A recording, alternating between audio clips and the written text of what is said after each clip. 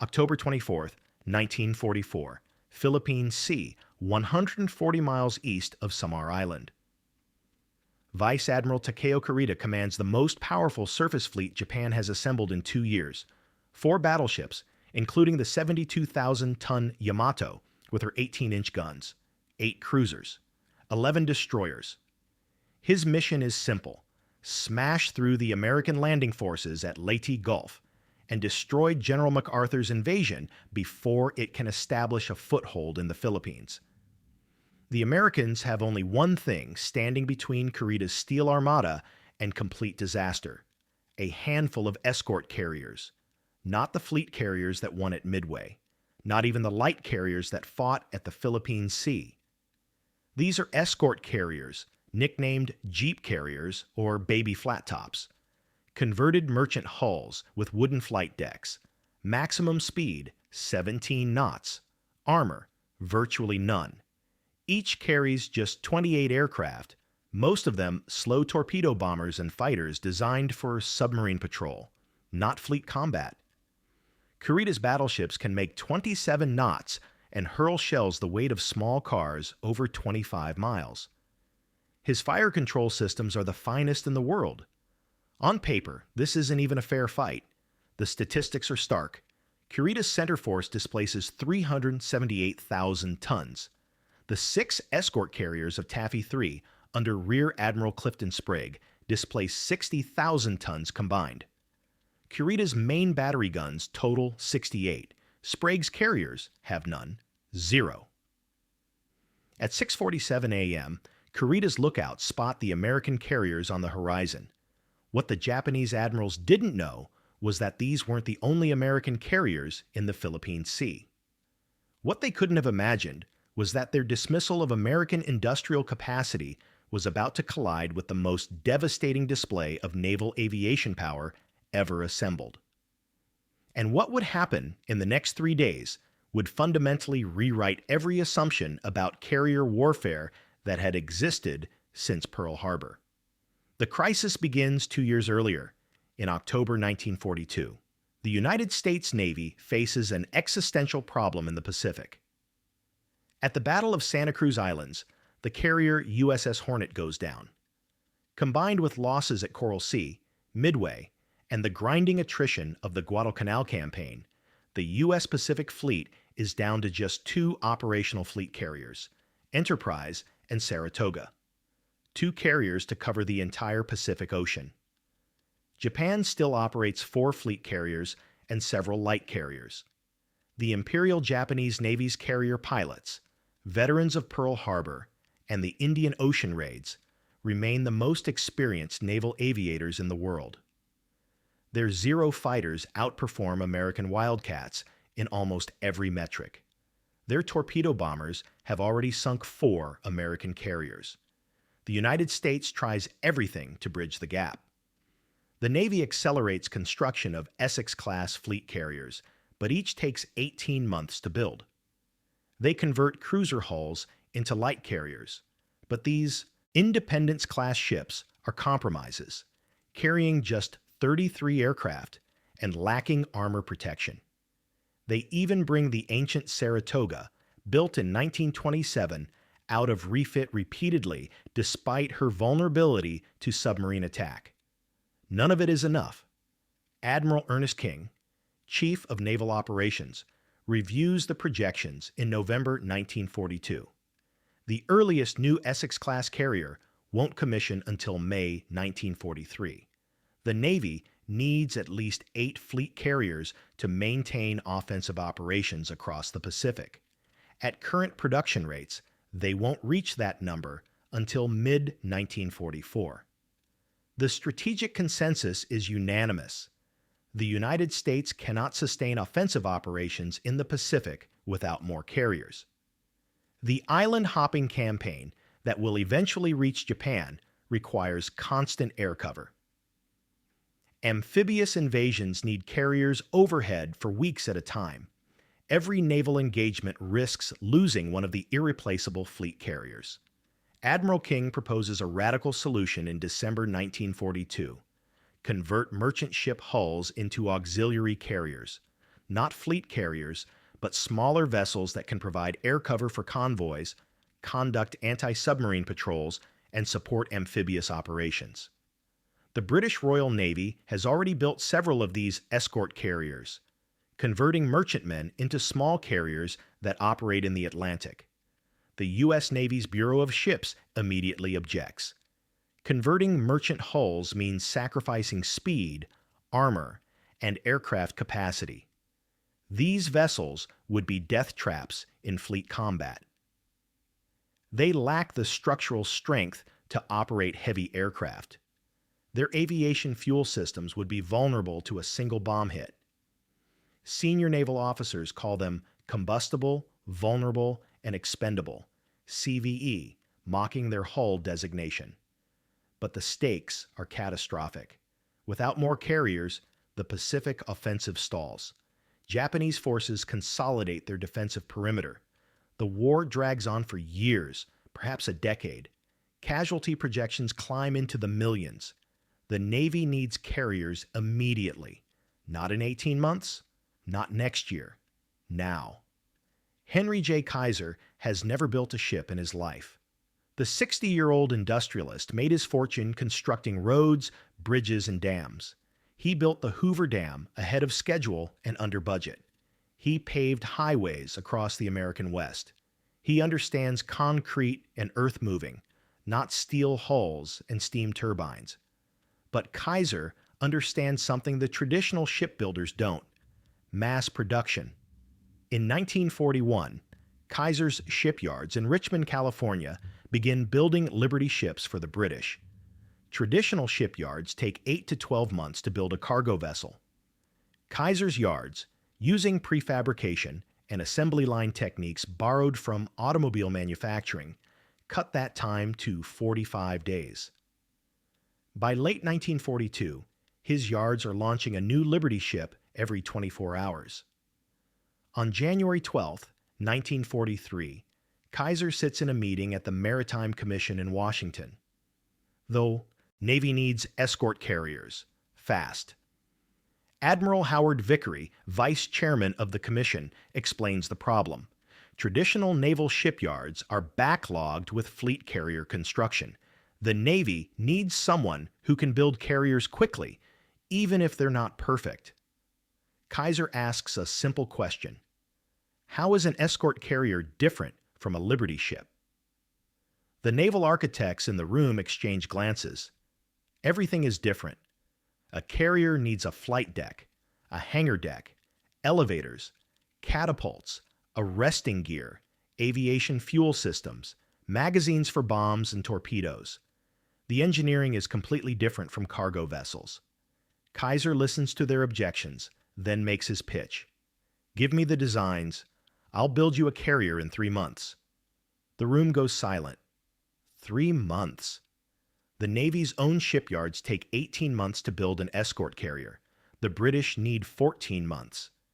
Kaiser has never built a warship.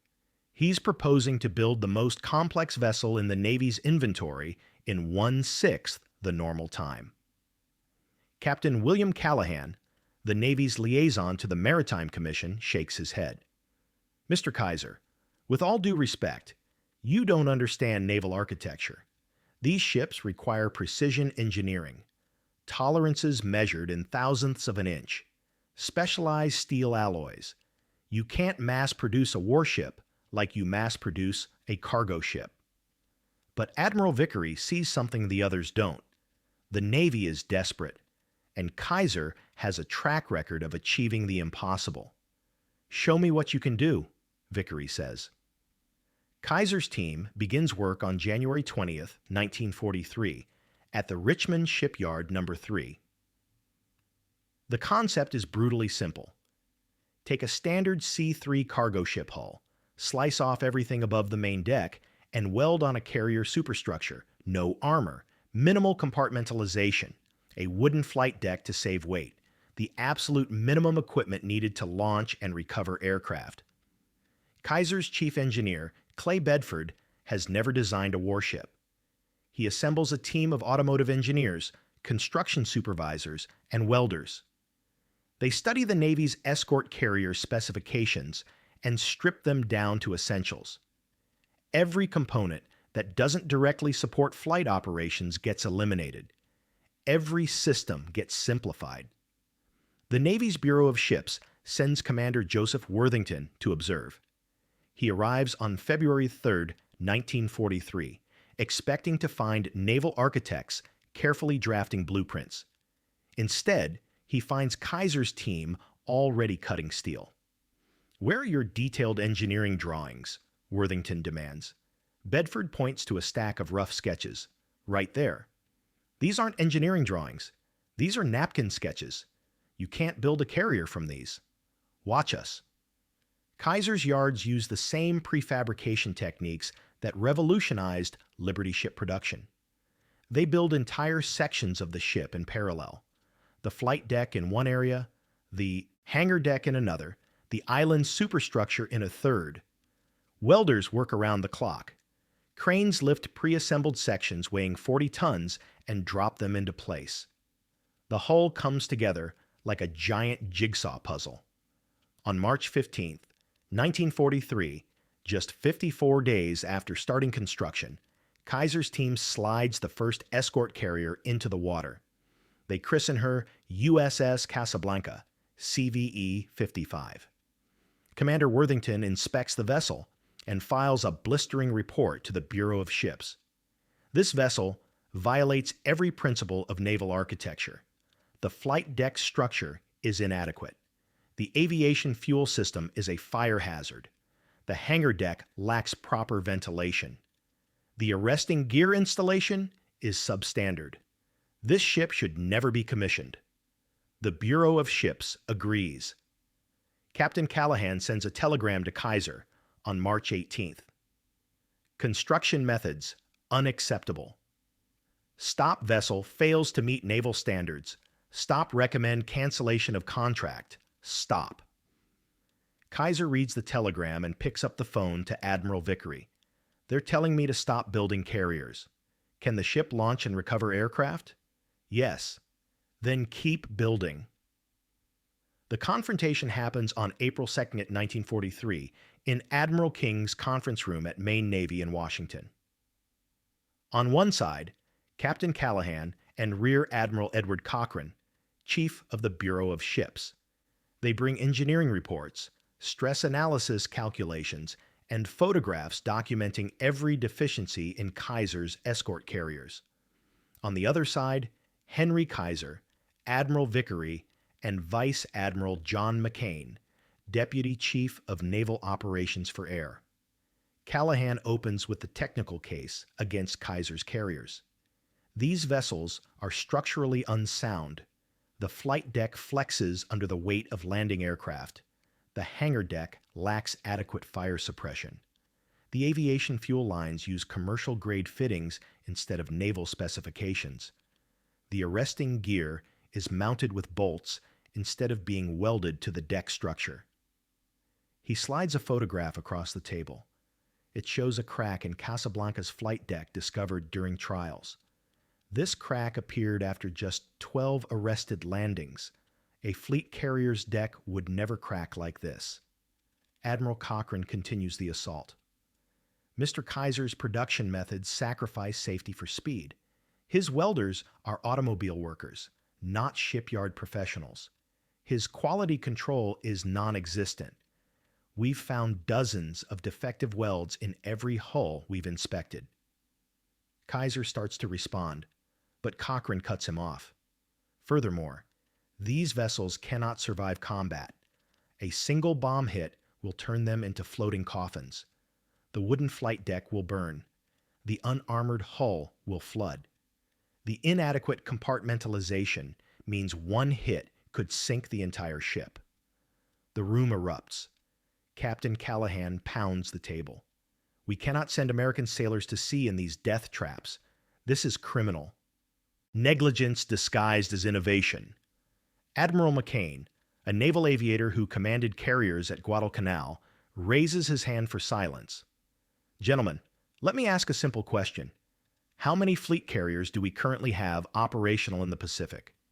"3, sir," Callahan admits. Enterprise, Saratoga, and the New Essex. And how many do we need to maintain offensive operations? At least 8, sir. When will we have 8 fleet carriers? Callahan checks his notes. November 1944, sir, assuming no losses. McCain leans forward. November 1944. That's 19 months from now. In 19 months, we're supposed to take Tarawa, Kwajalein, Eniwetok, Saipan, Guam, Palau, and the Philippines, with 3 carriers. He turns to Kaiser. How many escort carriers can you build in 19 months? 50, Kaiser says without hesitation. The room goes silent. 50 carriers, McCain repeats. In the time it takes the Navy's shipyards to build 6 fleet carriers, Mr. Kaiser can build 50 escort carriers. Are they perfect? No. Are they as capable as a fleet carrier? No. Will they burn if hit? Probably. But 50 carriers means 50 flight decks, 1,400 aircraft, air cover for every amphibious operation, anti-submarine patrols for every convoy, close air support for every marine landing. He looks at Admiral King, who has been silent throughout the meeting. Sir, we can have perfect carriers in 1945, or we can have adequate carriers in 1943, but we cannot have both. Admiral King studies the photographs of Casablanca's cracked flight deck. He reads through the engineering reports. Finally, he looks up at Kaiser. Build me 50 carriers, Mr. Kaiser, and build them fast. If you're finding this story as fascinating as we are, hit that like button and subscribe to Last Words. We dig deep into the untold stories of military history that changed the world. New documentary every week. Now back to the story. By August 1943, Kaiser's Richmond yards are launching an escort carrier every 5 days. The statistics are staggering. Traditional Navy shipyards average 14 months per escort carrier. Kaiser averages 63 days. His yards employ 90,000 workers operating in 3 shifts. They use 4,500 tons of steel per carrier. They install 250,000 rivets and 18 miles of electrical wiring. Each carrier costs $6.8 million compared to $90 million for a fleet carrier. The Navy conducts intensive trials on the first 12 Kaiser-built carriers. The results confirm both the critics' fears and McCain's hopes. The carriers are fragile. Flight deck cracks appear regularly. Fires break out in poorly ventilated hangar decks. Steering systems fail. Engines break down. But the carriers work. They launch aircraft. They recover aircraft. They provide air cover. And most importantly, they free up fleet carriers for offensive operations. The real test comes on October 24th, 1944, in the waters off Samar Island.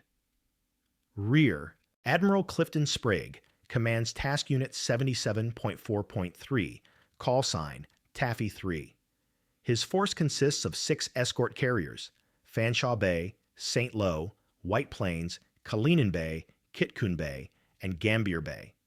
All 6 are Kaiser-built Casablanca-class carriers. They're escorting the Leyte Gulf Invasion Force, providing air cover for ground troops and conducting anti-submarine patrols. At 6:47 a.m., lookouts spot pagoda masts on the horizon. Japanese battleships, lots of them. Sprague's radio man identifies the enemy force. Vice Admiral Kurita's center force. 4 battleships, 8 cruisers, 11 destroyers. The most powerful surface fleet Japan has assembled since Midway. Sprague makes a simple calculation. His carriers can make 17 knots. Kurita's battleships can make 27 knots. His carriers have no armor. Kurita's battleships have 16 inches of steel. His carriers have 5-inch guns for anti-aircraft defense. Kurita's Yamato has 18-inch main guns that can fire 3,200-pound shells 26 miles.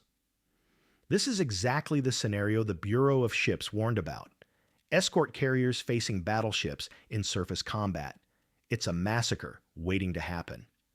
Sprague orders his carriers to launch every available aircraft and run for a rain squall to the east. He orders his 3 destroyer escorts and 4 destroyers to make a torpedo attack on the Japanese fleet. 7 destroyers against 4 battleships.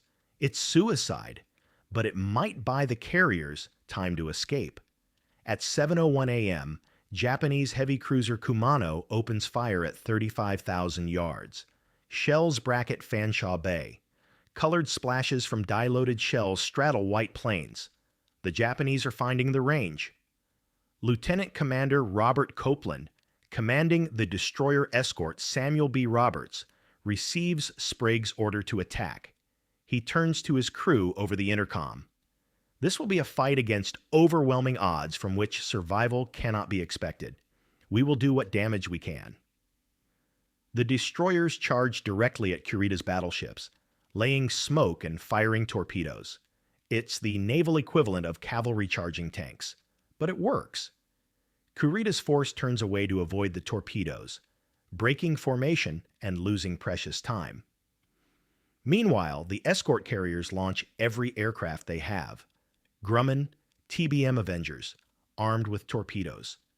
FM-2 Wildcats carrying 500-pound bombs. Even aircraft armed only with depth charges designed for anti-submarine warfare. The pilots make repeated attacks on Japanese battleships and cruisers, pressing in so close that Japanese anti-aircraft fire can't depress low enough to hit them.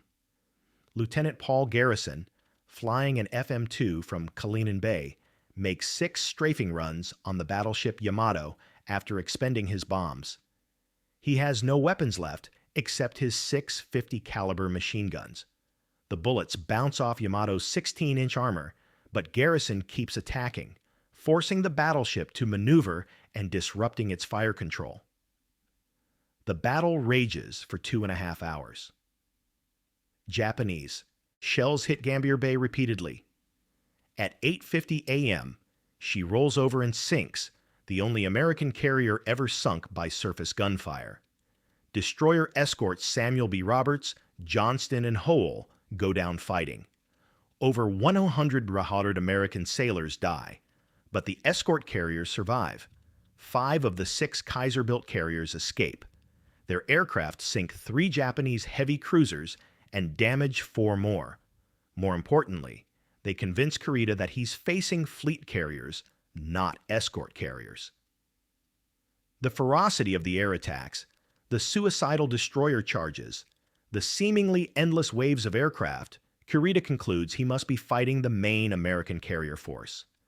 At 9:11 a.m., with American carriers in sight and victory within reach, Kurita orders his fleet to withdraw. Japanese naval officer Commander Tonosuke Otani, aboard the cruiser Tone, writes in his diary, "We expected to find cargo ships and transports. Instead, we encountered carriers launching endless aircraft. Their pilots attacked with a fury we have not seen since Midway. We inflicted damage, but we could not break through. The Americans have too many carriers now, too many aircraft. We cannot win this war." But Taffy 3's battle is only the beginning of the carrier demonstration.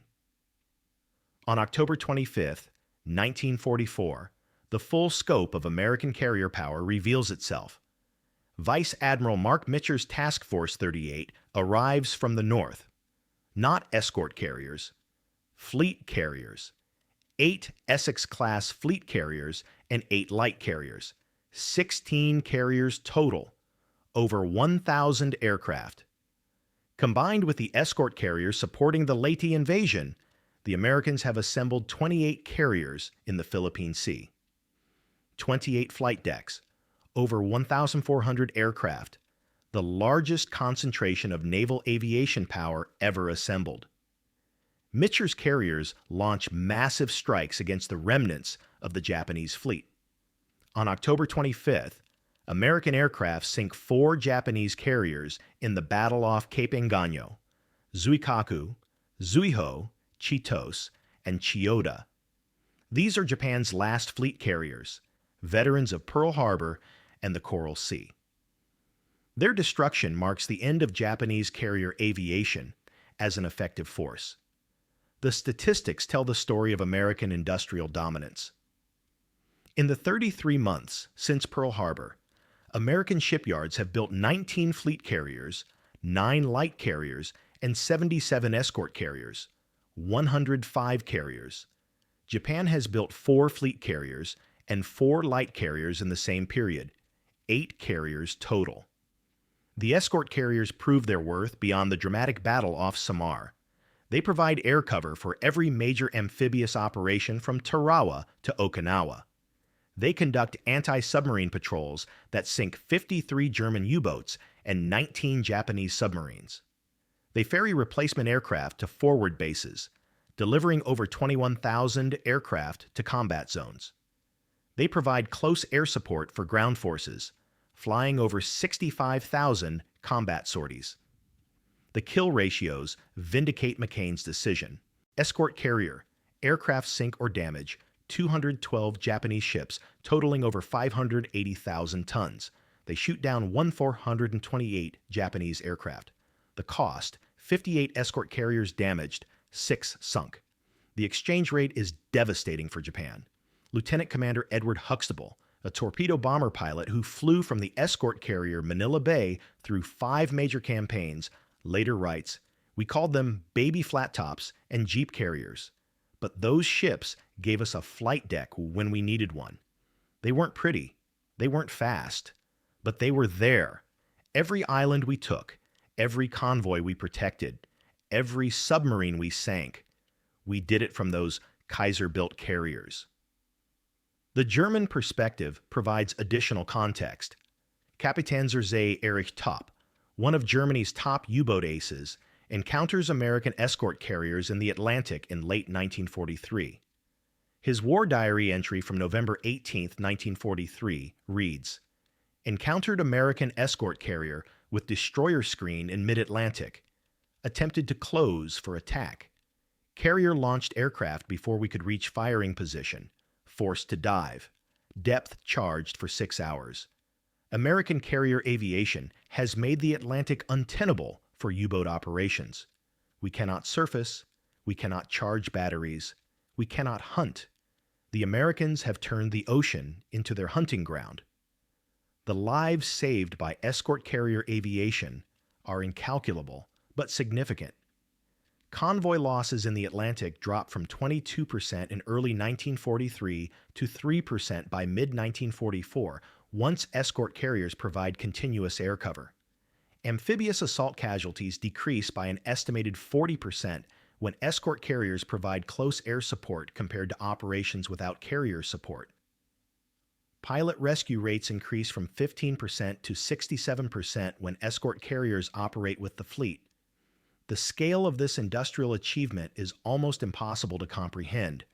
If you're enjoying this deep dive into history, check out our video on how American industry built 300,000 aircraft during World War II. Link in the description. Now, let's talk about what happened after the war. The war ends on September 2, 1945, aboard the battleship Missouri in Tokyo Bay. By that date, American shipyards have built 122 carriers of all types. 50 of them are Kaiser-built Casablanca-class escort carriers. The statistics are remarkable. 50 carriers built in 21 months, averaging 1 carrier every 12.6 days. The fastest construction time, 50 days for USS Casablanca. The slowest, 88 days for USS Munda Bay. Admiral Chester Nimitz, Commander-in-Chief of the Pacific Fleet, addresses the crew of the escort carrier Natoma Bay on October 3, 1945. "You men served on a ship that the experts said couldn't be built and wouldn't work, but you proved them wrong. You and ships like yours provided the air cover that won this war. Every island we took, every convoy that got through, every pilot we rescued, you made it possible." Vice Admiral McCain, promoted to command the Fast Carrier Task Force, writes to Henry Kaiser on November 12, 1945. "Your carriers were not perfect. They were not as capable as fleet carriers, but they were there when we needed them. Without your escort carriers, we could not have maintained offensive operations in the Pacific. We would still be fighting this war. You saved thousands of American lives. The German and Japanese perspectives provide the ultimate validation. Grand Admiral Karl Dönitz, commander of the German U-boat force, testifies at Nuremberg in 1946. American escort carriers defeated the U-boat. Not technology, not code-breaking, carriers. By 1944, we could not operate in any ocean where American escort carriers patrolled. They found us. They sank us. They made the Atlantic impassable. Japanese Admiral Somu Toyoda, last commander-in-chief of the combined fleet, writes in his memoir, The Last 100 Days of the Imperial Navy. We understood American industrial capacity intellectually, but we could not comprehend it emotionally. When 12 American carriers appeared off Samar, we thought we faced their entire carrier force. We learned later they had 16 more carriers operating nearby. 28 carriers in one battle. We never had more than 6 carriers in any single operation. American industry built carriers faster than we could sink them. That was the war in a single fact. The production numbers tell the story. Total American carrier production during World War II, fleet carriers, Essex class, 24 ships, light carriers, Independence class, 9 ships, escort carriers, all types, 122 ships, total 155 carriers. Japanese carrier production during the same period. Fleet carriers, 7 ships, light carriers, 8 ships, escort carriers, 5 ships, total 20 carriers. The ratio is 7.75 to 1.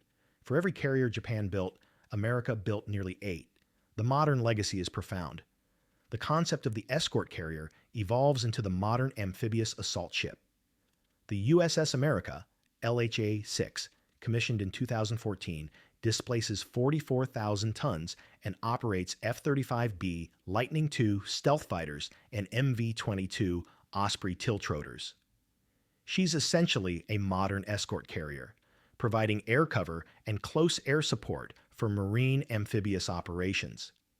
The industrial techniques Kaiser pioneered, prefabrication, modular construction, parallel assembly, remain standard in modern shipbuilding. South Korean and Chinese shipyards building container ships and tankers use methods directly descended from Kaiser's World War II innovations. But the most profound legacy is strategic. Kaiser's escort carriers proved that quantity has a quality all its own. Perfect weapons delivered too late lose wars. Adequate weapons delivered on time win them. The escort carriers weren't the best carriers ever built, but they were good enough, and there were enough of them. Henry Kaiser receives the Distinguished Service Medal from President Truman on December 10, 1945. He attends the ceremony reluctantly. When reporters ask him about his achievement, he deflects credit. I didn't build those carriers. 90,000 workers in my shipyards built them. I just got out of their way. Kaiser refuses to capitalize on his wartime fame. He declines speaking tours, book deals, and Hollywood offers. He returns to building roads, bridges, and dams. He founds Kaiser Permanente, creating one of America's first health maintenance organizations. He builds cars, steel mills, and aluminum plants. When asked in 1963 about his proudest achievement, Kaiser doesn't mention the carriers. I'm most proud of the hospitals we built. The carriers won a war. The hospitals save lives every day. Henry Kaiser dies on August 24, 1967, at age 85. His obituary in the New York Times runs 2,000 words and mentions the escort carriers in the 3rd paragraph. The shipyard workers who built those carriers remember him differently. Thomas Chen, a welder at Richmond Shipyard No. 3, speaks at Kaiser's memorial service. Mr. Kaiser told us we could build a carrier in 60 days. We thought he was crazy, but he believed in us. And because he believed in us, we believed in ourselves. We built 50 carriers. We won the war. and we came home to our families because of what we built. The final word belongs to an anonymous sailor, written in pencil on a bulkhead of the escort carrier Kitkun Bay, discovered when the ship was scrapped in 1947. They said these ships couldn't be built. They said these ships couldn't fight. They said these ships would sink. But we're still here, and the enemy isn't. Thank you, Mr. Kaiser. Because of you, we came home. The lesson is simple and eternal. Never underestimate American industrial capacity, and never dismiss the courage of ordinary people doing extraordinary things.